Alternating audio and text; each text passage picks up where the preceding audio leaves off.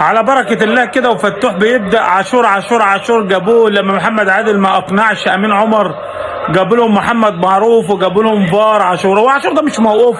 خرب بيت أم الفساد بتاع الاتحاد الكورة. ما نشوف إيه تاني.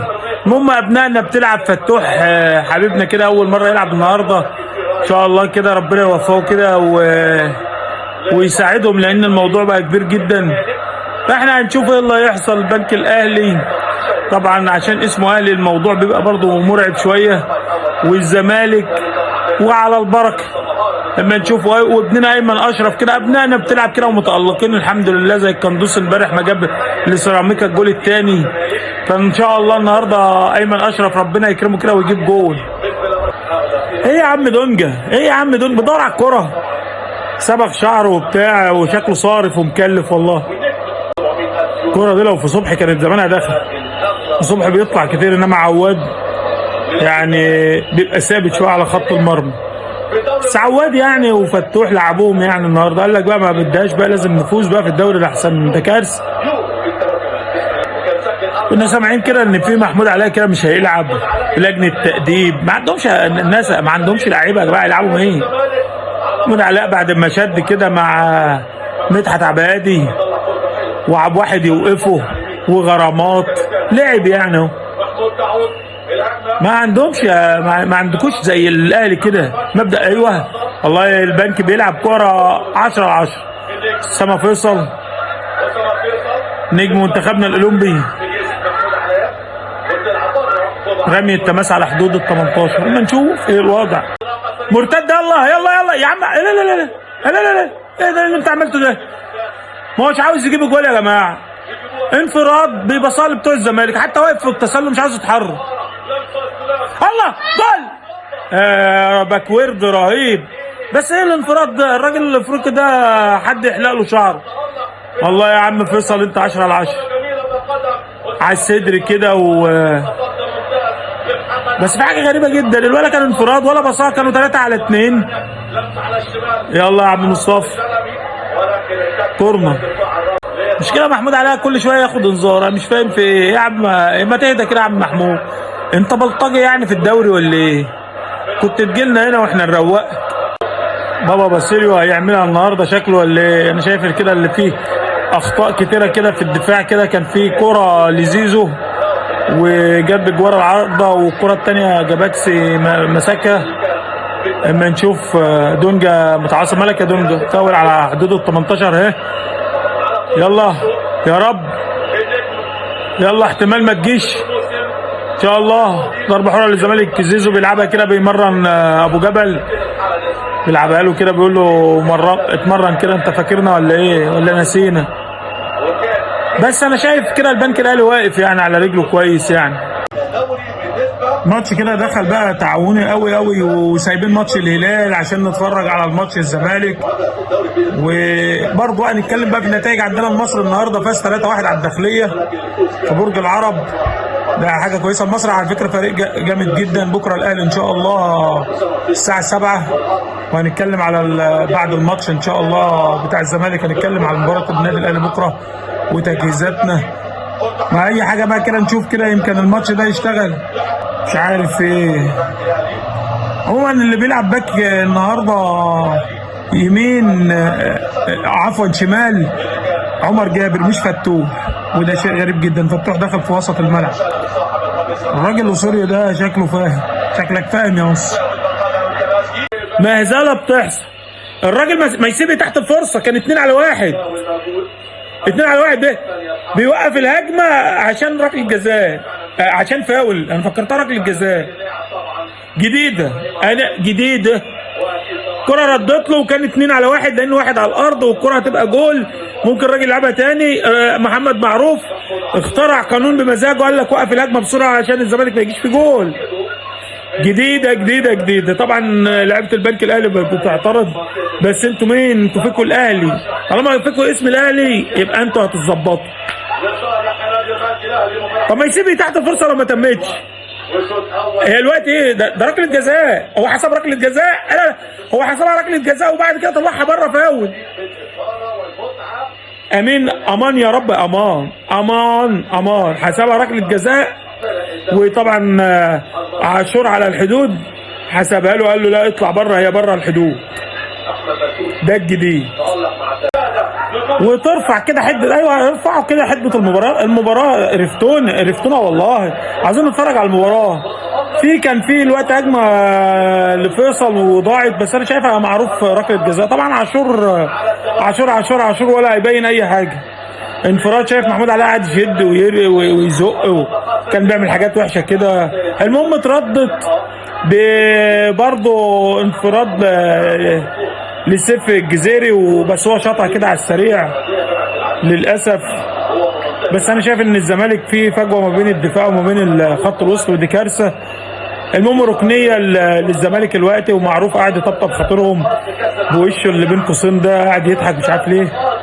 المهم انا هنشوف الركنيه دي هتعمل ايه. يعملوا لنا اي حاجه كده عشان احنا مسايبين ماتشات كتير. جول اهي، ايوه كده عبد الغني لعب كره قويه جدا بالراس، بس جاباكسي مش عارف طلعها بامانه، بس هي جايه في الوسط يعني، عشان كده محمد ابو جبل طلعها كويس. ركنيه تاني للزمالك والدقيقه 38، وعلى الله نشوف اي جول كده. والله العظيم انا عاوزهم حتى يجيبوا جوال، يعني الموضوع بقى وحش قوي. جماهير الزمالك بقت هجمه مرتده للاسف. شوف بالثلاث ازاي، فين الفرقه يا جدع؟ لا شوف اللي فان دي ركله جزاء، وما كانتش سبعه كانت هتيجي جول. ده الواد اللي بيطلع ده ما بيعرفش يجري يا جدعان، ده شوط بره. ركله جزاء طبعا. ايه محمد معروف حسبها قبل ما عاشور يقول المفروض كارت احمر لان كانت رايحه جول، انما عاشور اصلا جاي عشان يظبط. اللي حصل انا شايف ما فيهاش حاجه اصلا، جت في ايده يعني، اللي حسبها فاول. لا ده فاول، مش دي الجنايه بقى. طب ما هي ردت له، كان المفروض يجيب جول. طيب هي دلوقتي ما سيبها، هي تحت فرصه، هي مش ركله جزاء عشان يمنع تحت الفرصه. غريبه قوي دي، غريبه. اتفرجوا على المهزله الكرويه واتفرجوا على اللي بيحصل في الكره المصريه. بس للامانه انا شايفها ان عواد اندفع. الالتحام طبيعي يعني ما فيش حاجه، هو ممكن تخلي توازن كريم بابو. انا شايف ان ما فيهاش حاجه، على الرغم ان عواد دخل دخله وحشه برضه. هي في زاويه ان هو الركبه لمست في كتف عواد. هل الالتحام ده الالتحام ده يحسب ولا ما يحسبش؟ طبعا عاشور لو محمد معروف ما خدش بكلامه هيعمل زي محمد عادل ويتضايق قوي من التحكيم بعد كده، ممكن ما يجيش فار تاني، ويا ريت يحصل الكلام ده. فنشوف الموضوع ايه. عاشور مش هيجي، كارثه تحكيميه. يعني انا مش عارف ايه ركله جزاء حسبها معروف ودخل المنطقه واداله انذار، وبعد كده اما عمو عاشور قام قال له لا معلش اصلها من بره، اديله من الصح. ما نشوف الركله ديت. طبعا البنك الاهلي جايب مدبولي وايمن اشرف، سيبوها لايمن اشرف او سيبوها للقعود بيشوطها حلو برضه. بنشوف يمكن حق بقى اظهار الحق بما حدث النهارده في فلسطين. ان شاء الله ممكن يحصل حاجه، ده بيديها لعواد.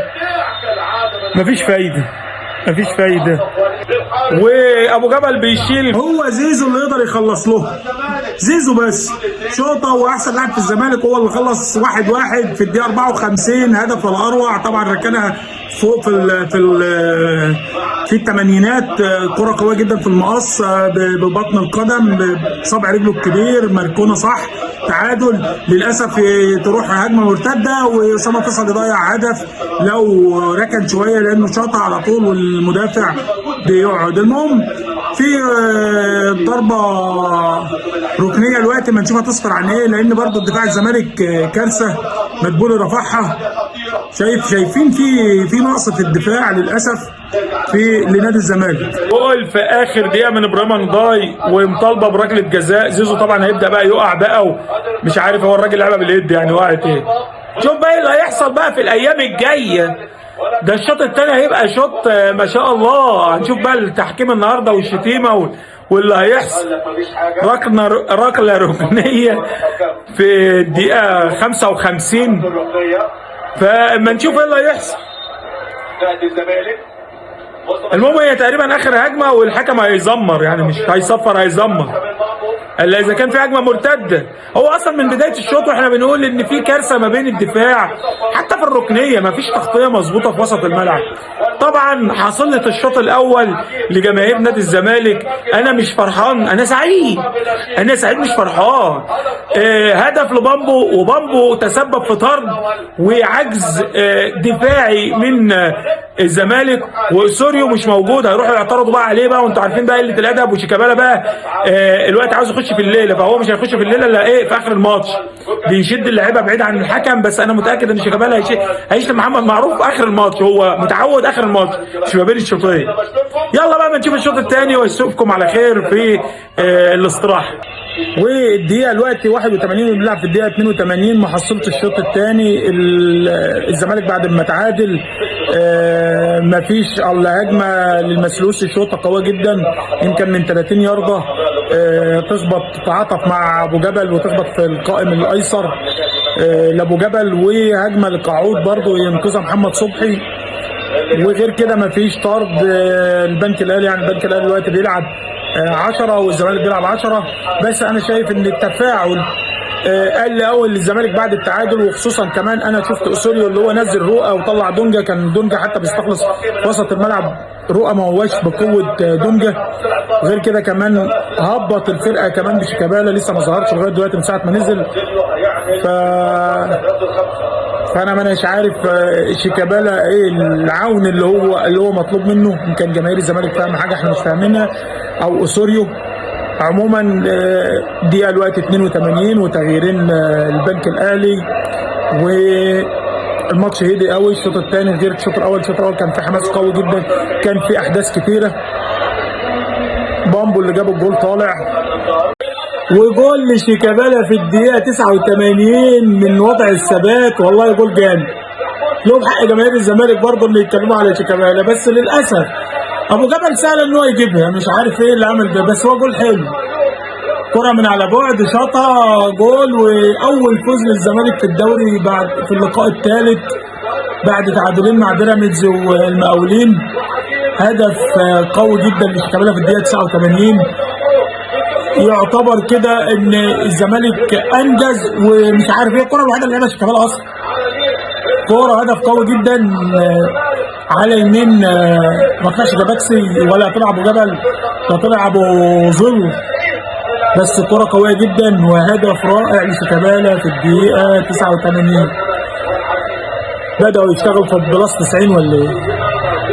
هدف طبعا عكس الاداء في الشوط الثاني، لان هم بعد ما تعادلوا في الشوط الثاني في اول الشوط الثاني ما عادش في اداء لنادي الزمالك للاسف. عموما الزمالك يستحق الفوز لانه كان عايز انه يفوز، انما البنك الاهلي في الشوط الثاني دلع وحاله من حتى عدم الانضباط في الباصات، وفي حاجات كتيره حصلت، اعتراضات كتيره من ابو مسلم ومن الجهاز الاداري لنادي البنك الاهلي، بس للاسف جول جامد في الدقائق الاخيره للزمالك.